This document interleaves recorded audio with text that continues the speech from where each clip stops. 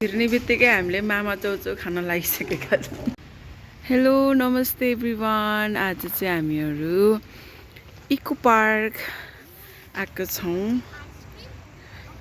ल Navjagriti eco park Bharatpur 11 है। So आज हामी यहाँ आएर चाहिँ खेल्छौँ। आई मिन मेरो छोरा अनि मेरो अजी अगाडि जानुभएको छ।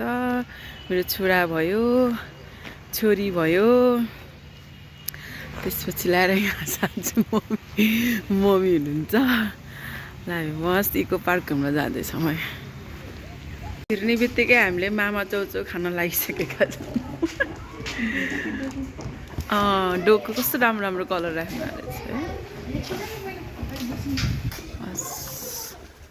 कस्तो एउटा कुरा चाहिँ के मन परेन भने 80-85 वर्षको बुढीको नि टिकट लियो। 25 भनेको it's not a big amount होइन, तर पनि लिनु भनेको अलिकति नराम्रो लाग्यो। बट केही छैन, हामीले तिर्दिसक्यौँ 25 रुपिस। यहाँ चिम्पाङचिङ गोरेला खैनी छ, ठिक छ। इको पार्क हस्, उता भित्र नि जान पाइन्छ।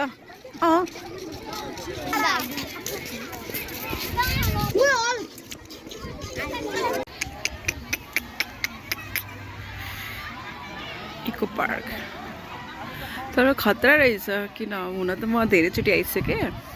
यहाँ बच्चालाई लिएर आएर बच्चालाई पनि खेल्न पनि मिल्यो। ठुलो गार्डन छ। त्यसपछि लाएर इन्ट्री त्यहाँबाट भइहाल्यो।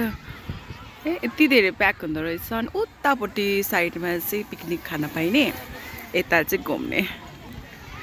ड्राई पिकनिक खान आउन पनि पाइयो है यहाँ चाहिँ। एकदम धेरै भिड छ।